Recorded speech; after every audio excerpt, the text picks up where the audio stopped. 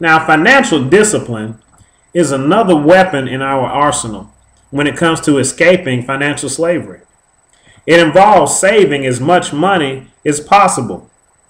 Living check to check plays right into the hands of employers and creditors who know you're at their mercy. Living below your means and avoiding interest rates improve your financial health.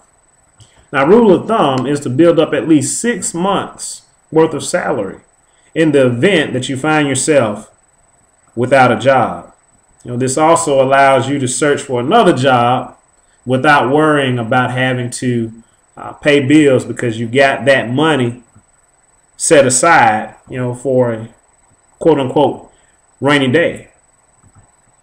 And also, driving a low-end automobile and avoiding a car note allows you to pay yourself the money you would pay a would-be automobile dealer.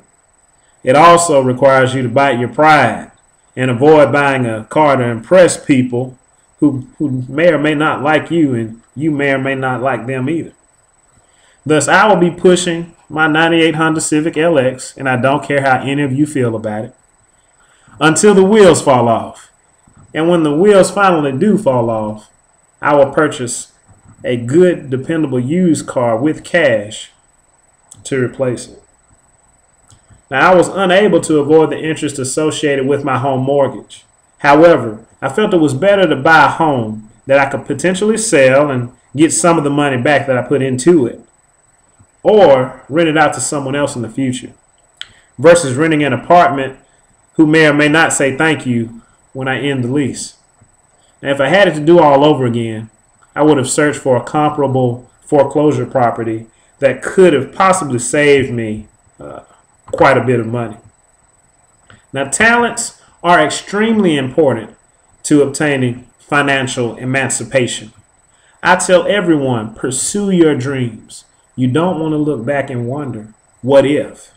If you can play sports well, sing, act, rap, etc., then by all means do your very best to successfully achieve those endeavors.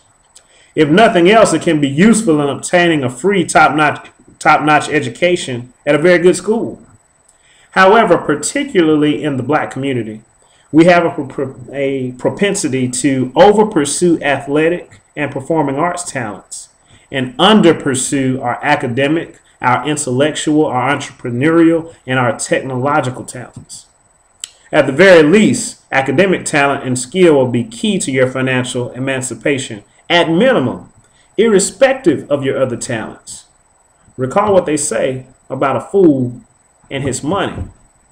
It's important to understand money and be able to understand the money that's coming in and coming out, particularly if you're fortunate enough to become a professional in the performing arts or in sports, so that you don't end up broke later on down the road.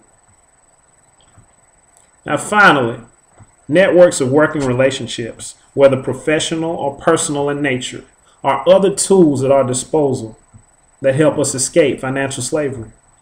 Aligning ourselves with individuals who are good stewards of money, whether to build businesses or whether to build relationships and families with, will go a long way to achieving financial independence. Now, that's not to say marry someone with money, although I know some people subscribe to that notion. That's not what I'm saying.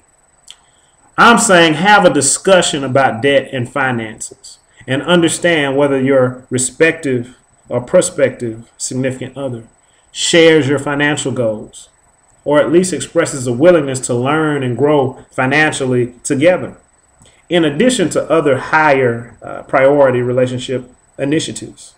It's not about having a lot of money, but more about being able to, or expressing a willingness to, manage the available funds in a frugal manner that you have in order to obtain the best possible financial future for your family.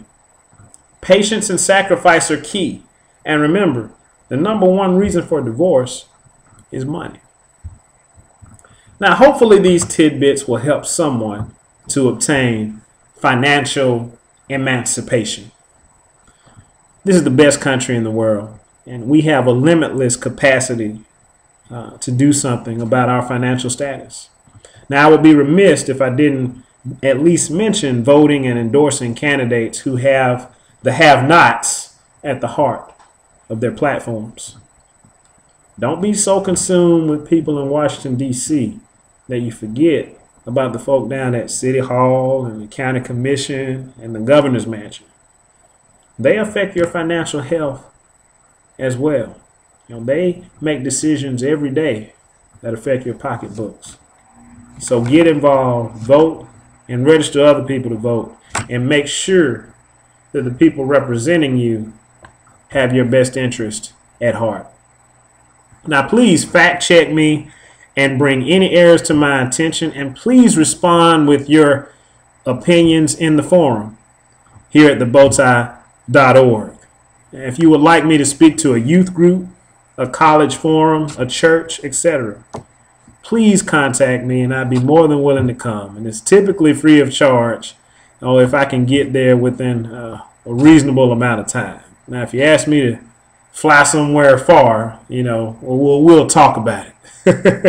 But anyway, thanks for visiting thebowtie.org. And y'all come back now. You hear? Bye-bye.